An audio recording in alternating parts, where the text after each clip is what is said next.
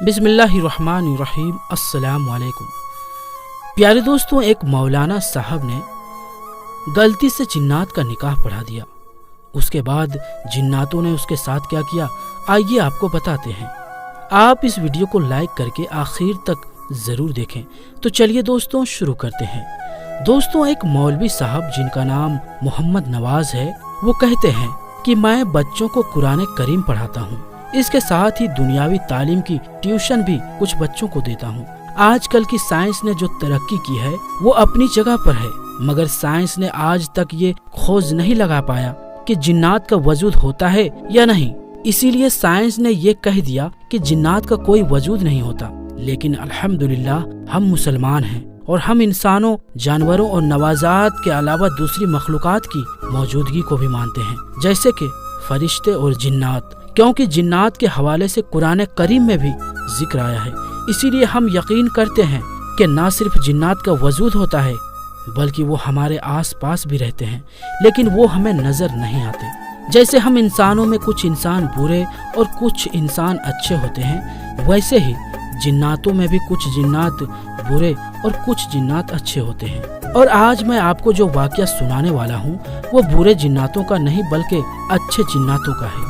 मौलाना साहब कहते हैं कि रात का ना जाने कौन सा पहर था कि अचानक मेरे हुजरे के दरवाजे पर दस्तक हुई, यानी किसी ने दरवाजा खटखटाया। मुझे अल्लाह ने ये खूबी दी थी कि मैं चाहे जितनी भी गहरी नींद में हूँ, मगर थोड़े से ही खटखटाने पर मेरी आंख खुल जाती थी। और यही वजह थी कि मैं जाग गया और दरवाजे की तरफ देखने लगा। और फिर अचानक दूसरी दस्तक हुई तो मैंने अपने सिरहाने रखा मोबाइल उठाकर वक्त देखा तो 11:21 हुए थे। दरवाजे पर तीसरी मर्तबा किसी ने खटखटाया और मेरा नाम भी पुकारा।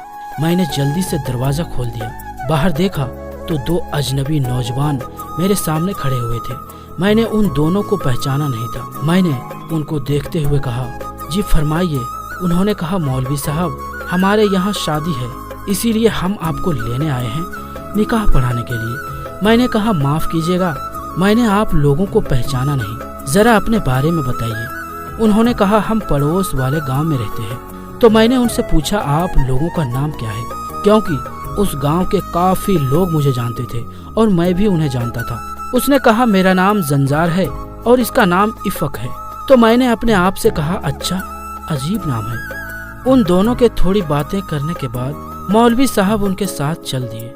मौलवी मोहम्मद नवाज बताते हैं कि मार्च का महीना था, इसीलिए रात थोड़ी ठंडी थी। वो दोनों मेरे आगे आगे और मैं उनके पीछे पीछे चल रहा था। उनकी रफ्तार बहुत तेज थी, मगर वो मेरी वजह से धीरे चलने पर मजबूर थे। तकरीबन 20 मिनट चलने के बाद उनका रुख बदल गया, यानी उन्होंने अपना रास्ता बदल लिया। ये देखकर मैं परेशान हो गया, क्योंकि गांव तो दूसरी तरफ था और जिधर वो जा रहे थे उस तरफ एक बड़ा सा मैदान था, जहां गांव के लड़के दिन के वक्त क्रिकेट वगैरह खेलते थे।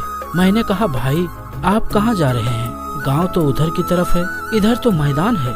उन्होंने कहा, जी असल में गांव में जगह नहीं थी, इसीलिए हमने शामियाना इधर लगाया है। मैं भी चुपचाप उनके पीछे पीछे चलने लगा। वो दोनों वक्त वक्त पर पीछे मुड़कर मेरी जानिब देखते थे, जैसे कि ये यकीन करना चाहते हों कि मैं उनके पीछे आ रहा हूँ या नहीं। मैंने चलते हुए दोबारा कहा, सुनो भाई, शादी है ना आपके यहाँ? तो उन्होंने जवाब दिया, जी हाँ। मैंने कहा, तो ये खामोशी क्यों है?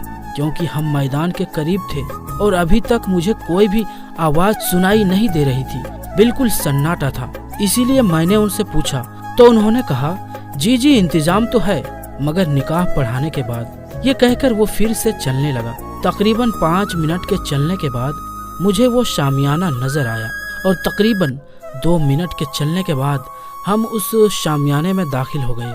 लाइटिंग का तो खूब इंतजाम किया गया था। मैं चारों तरफ अजीब नजरों से देख रहा था कि इतने में मेरे कानों में आवाज आई, खुशामदीद मौलवी साहब। मेरे सामने सलवार कमीज में एक शख्स खड़ा हुआ था। तो जंजार जो मुझे लेकर आया था उसने कहा, ये दूल्हे का बाप है और इनका नाम सरदार मानस है।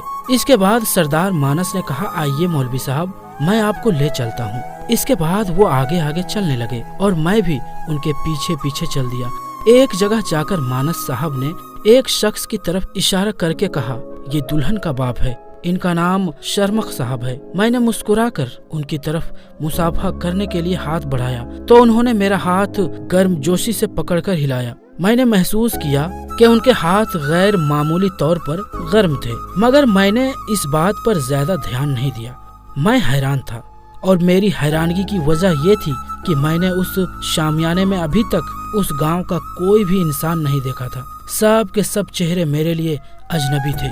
मैंने दुल्हन के बाप से इस बात का जिक्र किया कि यहाँ गांव का तो कोई इंसान नहीं है, तो उन्होंने कहा, ओहो, तो आप इसलिए परेशान हैं। इसके बाद दुल्हन के वालिद ने एक लड़के को आवाज दी और करीब आने पर उससे कुछ कहा। इसके बाद वो लड़का वहाँ से चला गया। मौलवी साहब बताते हैं, इसके बाद थोड़ी देर के बाद मैंने नजर साहब को आते हुए देखा। नजर साहब की इसी गांव में परचूनी की दुकान थी, यानी परचून की दुकान थी। उसके बाद अहमद खान साहब मिले, शेर दिल साहब मिले, गुलाम अली और शाहिद अली, इन सब को मैंने देखा। तब जाकर मुझे इत्मीनान हुआ। मैंने पूछा, नजर साहब, आपकी दुकान कैसी चल रही है?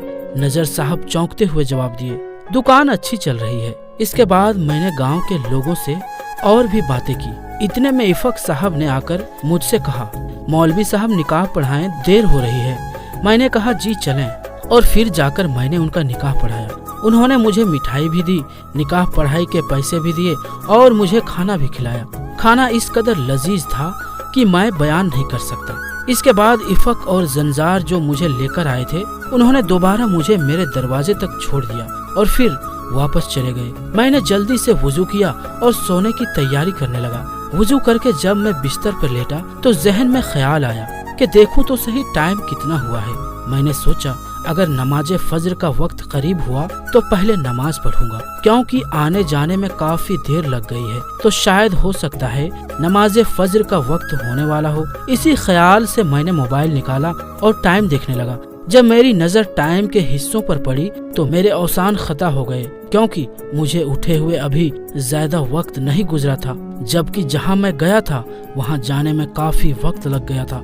फिर मैंने सुबह को उस गांव में जाकर जिन लोगों से मैं मिला था, यानी जिनसे मैंने बारात में मुलाकात की थी, उनसे रात के वाकयात के बारे में पूछा तो उन लोगों ने कहा कि वो तो रात को अपने घर से कहीं निकले ही नहीं, उन्होंने किसी भी शादी में शिरकत नहीं की। मैं बहुत हैरान हुआ और वापस आ गया। जब मैंने मिठाई और निकाह के पैसे देखे तो मुझे यकीन हो गया कि नहीं, ये मेरा वहम नहीं है, बल्कि मैंने यकीनन शादी में शिरकत की थी। इसके बाद मुझे पता चला कि जिस शादी में मैंने शिरकत की थी वह इंसानों की नहीं बल्कि जिन्नातों की शादी थी, और मैंने जिन्नात का निकाह पढ़ाया था।